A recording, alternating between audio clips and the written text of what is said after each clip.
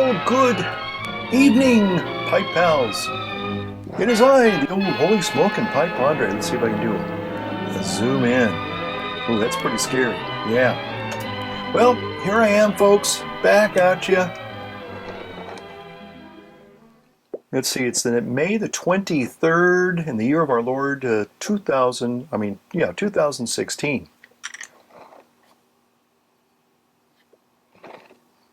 How you all doing? I'm doing something I don't think I've ever, well, I take it back. I am smoking this little bent apple rusticated Dunhill. There's a little white dot. There it is. There it is, boys and girls. And this was one of the Zodiac series pipes. And this was, I think, the second year that I was a Dunhill addict there.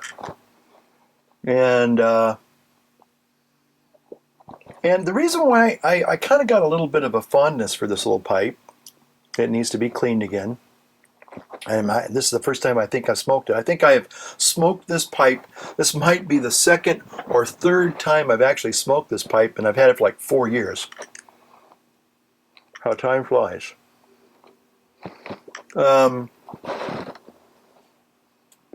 But the reason why I'm smoking this pipe is only, well, for lots of reasons. One, I haven't smoked a pipe in quite a while. Oh, and I'm smoking against some of the old Ironsides. Yo ho, old Ironsides for me. You smoke all day, you smoke all night, you try and do your best, but then you finally realize that you're getting no rest. Ho, yo ho, it's old Ironsides for me. Okay, now the commercial's over. We can get back to our regularly scheduled program. So what am I doing here? Well, the reason why I'm smoking this bent cherry wood, rusticated cherry wood, is because when I first started smoking a pipe, and this goes back, well, actually to the last century. I can honestly say that. I started smoking a pipe in the last century, honestly. And hold on a second. I need to create a little draft hole for this.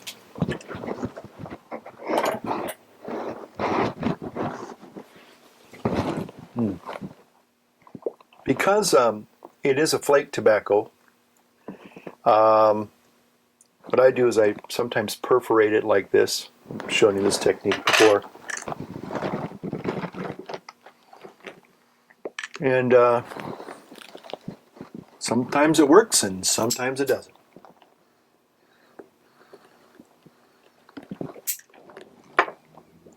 Yeah, got a good fire there. Okay. But when I first started smoking a pipe, I remember thinking that these bent pipes were really cool because it was kind of the pipe that Sherlock Holmes would smoke in the Basil Rathbone movies. And so when I first started smoking a pipe, this was the very first shape that I was looking for. And of course you could find the bent apple pipes. They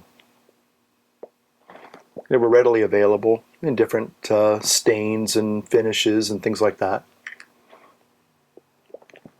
This, of course, long before I discovered the YouTube pipe community, and then beginning to discover, again, tin tobaccos, quality, premium tin quality tobaccos, which I didn't really know really existed. All I knew was things like Borkenriff and Sale and Amphora. There was actually called an apple pipe tobacco, which smelled wonderful, by the way. But anyway, so I've always loved this shape. But after, it's sort of like when you grow. Last video we were talking about, I was kind of following and dovetailing some of the thoughts and comments that Theo Backus was talking about, outgrowing tobaccos at times. And I think I kind of outgrew the bent shape for a while because I kind of felt that, well, there were just other shapes. It's sort of like plants. The old pothos plant. Everybody has those. Those are cliche plants, as I used to call them. So this kind of became for me kind of like a little cliche. Like, oh, everybody has that.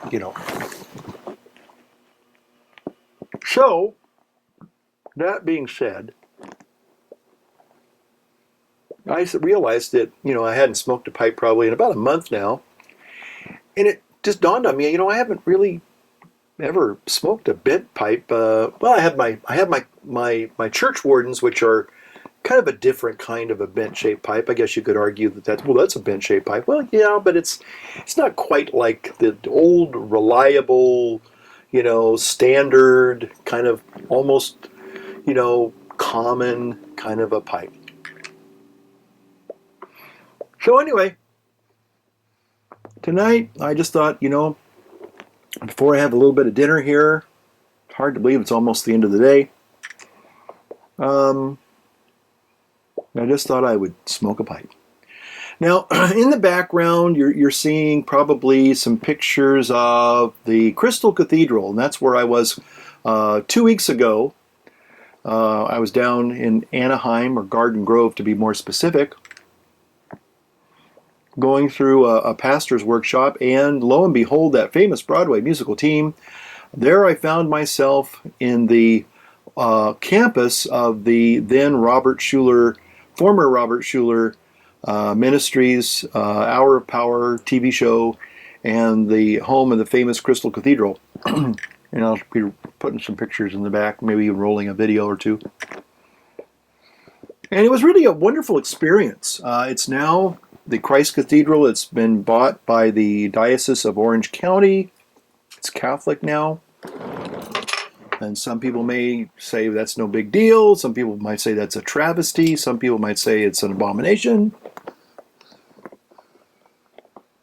Some people might say, who cares? But I had a really interesting time there. And I kind of reacquainted myself with Dr. Robert Schuller. He was quite a guy.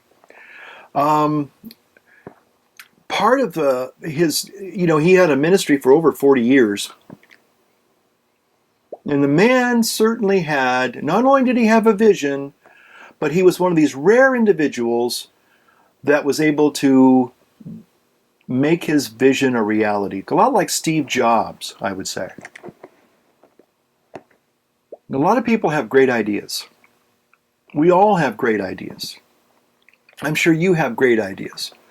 One time I was putting together a model ship. In fact, it was old Ironsides. I was building the USS Constitution. And anyway, I had cut myself with an X-Acto knife, kind of deep. I think it was on this finger here, in fact. And, it wasn't quite healing up the way I wanted. It didn't really need stitches, but, you could have put a stitch in it. It might have been better, but I don't know. Anyway, I was putting together this model, and I was using super glue. And a little bit of it spilled across that little cut, and it sealed it. And this was back probably in the, maybe late 70s, early 80s. And I remember telling my brother one day, I said, hey, I think I got an idea for, something that would be like, instead of having to get stitches or a Band-Aid, you could use super glue to seal a wound. And he goes, that's the most stupidest thing I've ever heard. Again, if I, was able to have taken that to the right people and get that idea, I could probably be a millionaire right now. Not that I really care about being a millionaire, but just saying that I had an idea, but I had no way of actualizing that idea.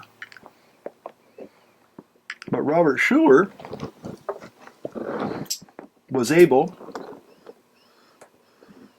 to bring his ministry. He was able to have a concept, an image, a vision, and he was able to realize his vision. And he was able to grow in that vision as well. So anyway, it'll be interesting to see how the Crystal Cathedral, now the Christ Cathedral, is doing in, say, 20 years from now. Who knows? So I guess I'm going to talk a little bit about my keto diet experience again. I know it bores some people, and I'm sorry about that. But actually, the real theme of this video is controversy. I want to talk a lot about, well, not a lot, but I want to talk about the concept of controversy.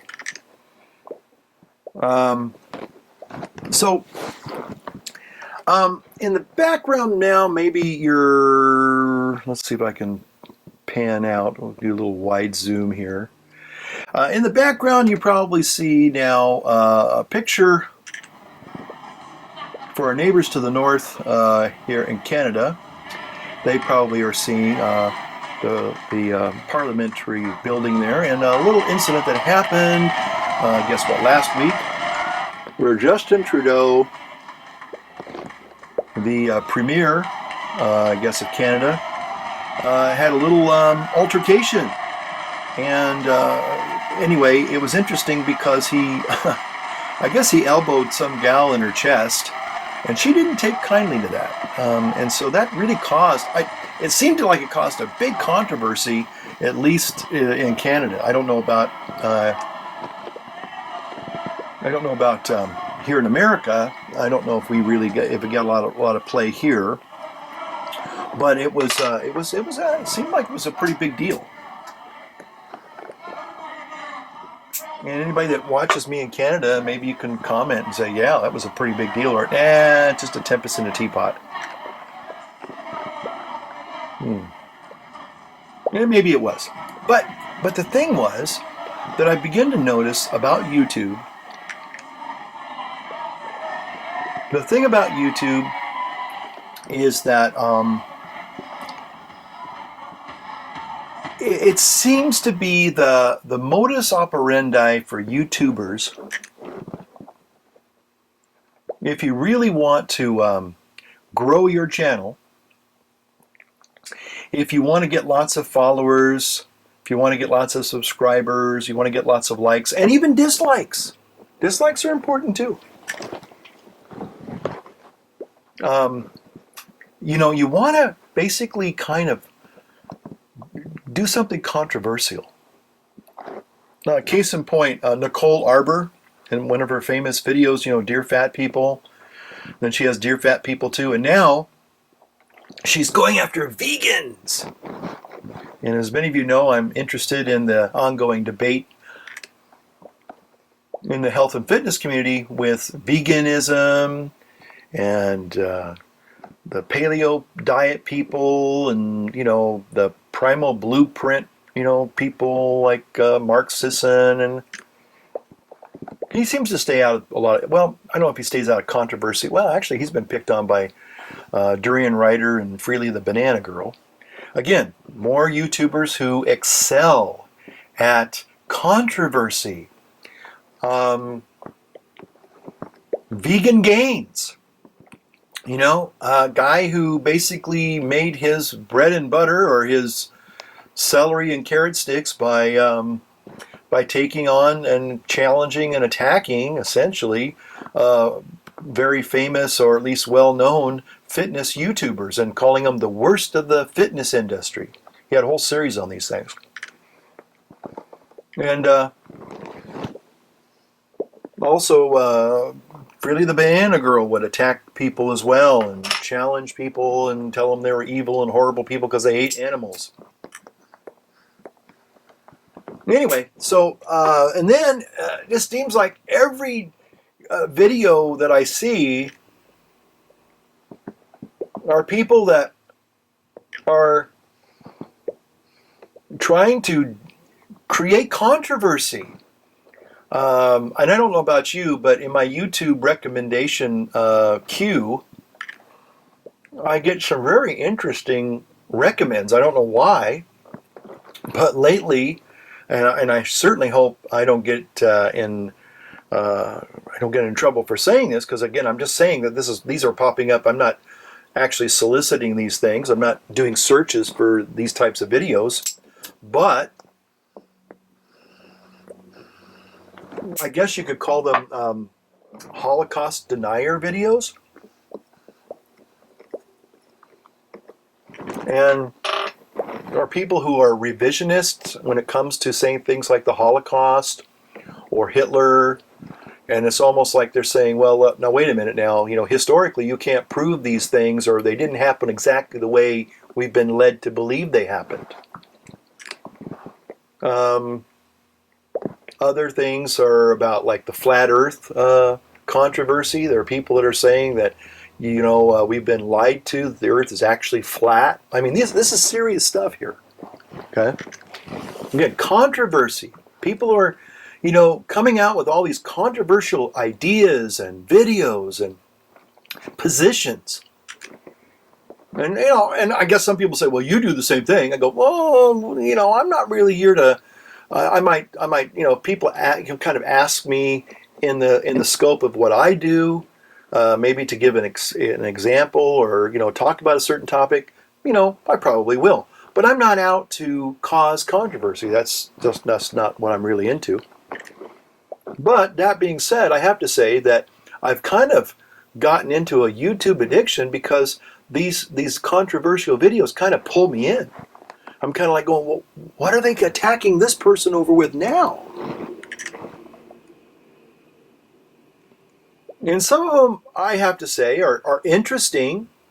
Now, when I say I do not subscribe to, I probably don't even subscribe to their channel. There's a few people that are controversial that I do not agree with. I do follow them and I do subscribe to them only to see what they're up to because they're entertaining, but I don't agree with their views. And again, I don't try to censor them. I mean, I haven't. Okay, let me say that I haven't seen anybody that is really, to be honest, is spewing any kind of real hate speech of any kind. In fact, one of the going back to the Holocaust revisionist people, one of them was a young Jewish man, maybe in his early 20s. And it was kind of interesting that this Jewish boy, or I shouldn't say boy, but this Jewish young man literally went to Auschwitz and Birkenau and, these places where, supposedly millions of people were supposedly killed. And he's trying to say, well, in actuality, the numbers were a lot lower. Not to say that it didn't happen, but to say that, he's saying that you can't, he was trying to say, give me the proof that it happened the way you said it did in the location that you said it did, because he had a lot of questions. Anyway, I'm not here to substantiate or verify or validate these other opinions. I'm not saying that at all. I'm just saying that, again, the purpose of this video is that controversy seems to be the thing that most YouTubers make their bread and butter doing, by being controversial, by stirring the pot intentionally. And I just think that it's just fascinating because there's just, every time I turn to a video, I would say 7 times out of 10, it's somebody attacking somebody else. Usually it's more of a well-named person, and they're attacking their views. They're trying to refute their views, or both and. So I just think it's really interesting because a lot of the things that I see that pop up in my queue are pretty much, they're based in controversy. I was wondering if you guys saw that.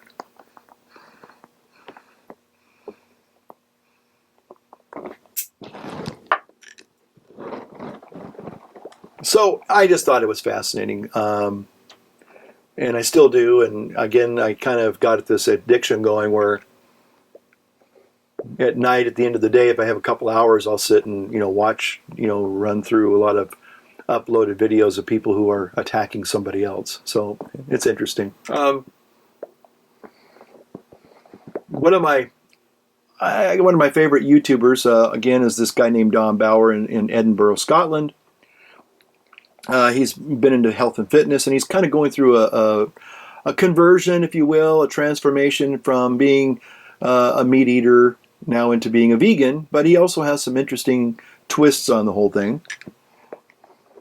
And he also likes to critique other vegans and other, mostly other vegans who say weird things or vegans that say really good things. And I just find him entertaining. He, like I said, I'm honest. I'm not a vegan. I'm not against people being vegans, but I personally have to say that I get alarmed when people begin to say really radical things that all meat eaters don't deserve to live. Meat eaters are evil and they're guilty of murder and things like that. And I was like, you know what? I think part of the problem has to do with I want to blame Disney movies. That's what I want to do for all those talking animals. That's right. We anthropomorphized all these animals and we made them seem like they were humans in animal clothing. And to be honest, they're not. They're not rational human beings. They're animals. And yes, I love animals. I consider myself a humane person. I've had pets before. I wish I could get a pet now. No, I wouldn't, be, fattening it up so I could eat it for Thanksgiving. No, I wouldn't be doing that. But right now, the reason why I probably am holding off on getting a pet, and again, I think even vegans look down on people, having animals as pets. They want to see all pets probably emancipated. Let those cats go. Let my kitty cats go. Let my doggies go. It's sorry guys, but you're barking up the wrong tree if you're going to try to convince me to be a true 100% vegan.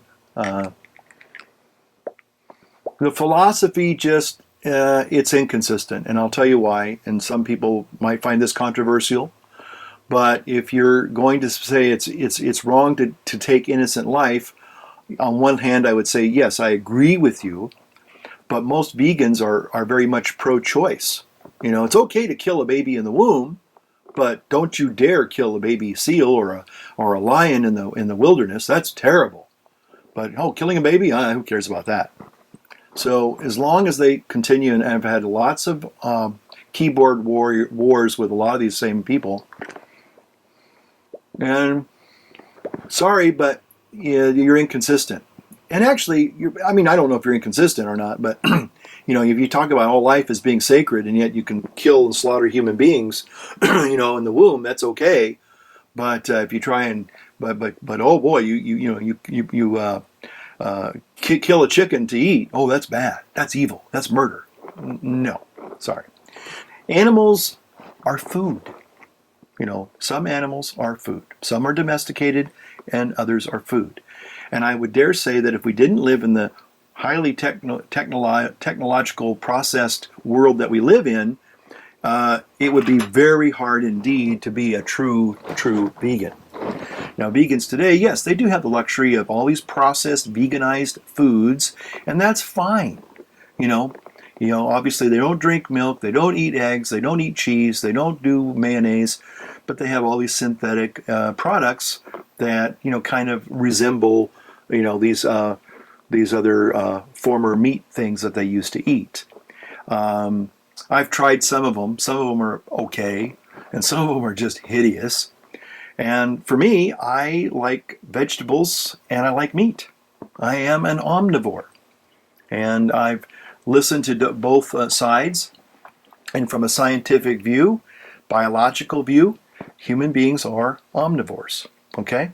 And I'm sorry, but you're arguing with biology when you say, oh, no, we're not. You can talk about the fermentation of our guts. Our guts are designed to process meat, not vegetables.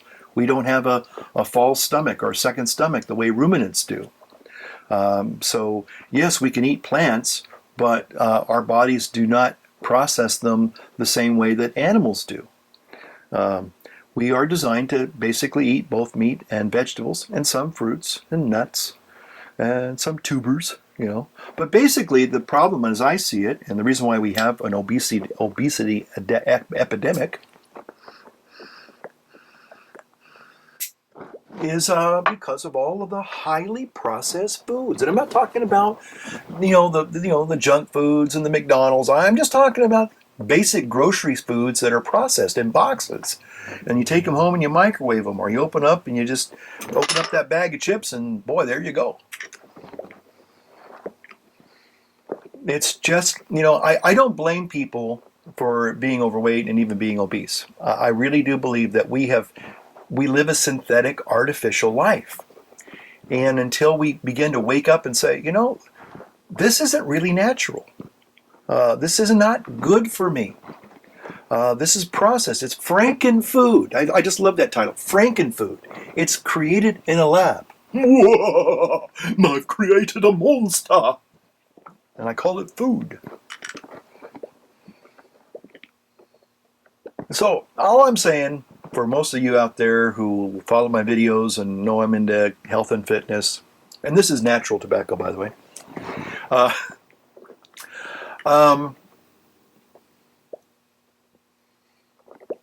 I would just say that I've been on this ketogenic diet now for going on a little over 5 months. Yesterday was my 5-month anniversary.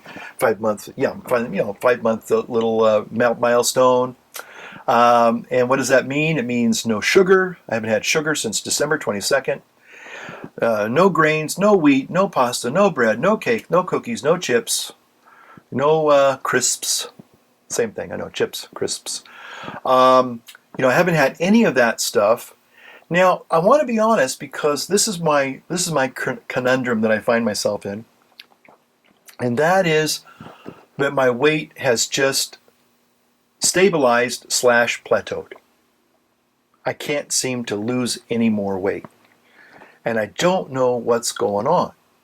I've been doing these exercises that I've been promising myself I was going to do every single day. Push-ups and pull-ups. I walk. I've got over 5 miles tonight as I sit right here. I'm going to start interval running again tomorrow. And I'm even going to be doing another TSC challenge probably in the next couple of weeks.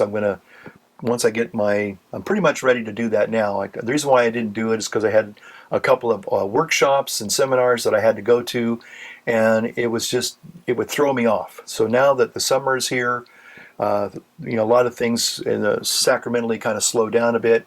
People go on vacation, so kind of just basic, parochial ministry going on now. Not a lot of big things that you have to prepare for or have to go away for. So I'm really looking forward to doing another TSC challenge. It'll be my 3rd one that I'll do. So I'm looking forward to that. And but I'm still doing really good. It's just that I don't know why I've plateaued. And I don't know why I'm just staying kind of like stable. Maybe it's just because my body, I lost 95 pounds originally, 2 years ago. And then I gained back about 25 of it, when I came up here, about 20 pounds. Gained about 10 pounds before I got up here, and then I gained another 15. So, about at 200. And although I'm 5'10", that's not a bad weight for me, but I am just a little bit over, just a skosh over, depending on how much I eat the night before and how much the scale says the next day. So I have some ideas that I won't share that now. I've gone too long as it is on this video. But what I thought I would do is just kind of get on here and just share, where I've been at, what's going on, and, just saying hi to you all. Hope you're all doing well. It's almost the end of May. We've got a few more days, and then finally we'll be into June, and summer will be here. Actually, summer's kind of almost here already. So don't know if that's controversial or not, or maybe it's maybe I don't know. I'm not really into controversy, believe it or not. Maybe we could, make a controversial video, saying that if you don't smoke bent pipes, then you're all wrong. You're doing it all wrong. Only real pipe smokers are ones that smoke bent pipes, or real pipe smokers are the only ones that smoke English blends, all that other stuff. That's all fake. That's all pretend. You're not a real pipe smoker unless you smoke a Dunhill, right? Or a Dr. Grabo, or a Medico, or a Kamoy, or a Boot Shokan. Only real pipe smokers smoke, with softy bits. No real pipe smoker would ever smoke a naked stem like this. I know. Oh boy. Or if you smoke cigars, or you do snooze, you're not a real YouTube pipe presenter. I'm sorry. Controversy, I'm telling you. Or maybe you start attacking other YouTube pipe smokers and tell them how atrocious their videos are, and they don't know what they're talking about, because real pipe smokers, But we don't do that in this pipe. Usually we don't really do that in this pipe community. It's just interesting. I think this is probably one of the few YouTube pipe communities where you're really not going to find a lot of controversy. Now, I could be wrong. Now, maybe somebody's going to take me up on that and say, well, you don't know what you're talking about. And you know what? I don't. But it'd be fun to read what your comments are on this video about, pipe controversies. Anyway, thanks for watching. Holy Smoking Pipe Padre saying I'm done for now. Light up your world, light up your pipe, as I'm going to do one more time and hopefully keep it going and enjoy my evening, and you do the same, unless you've made other plans.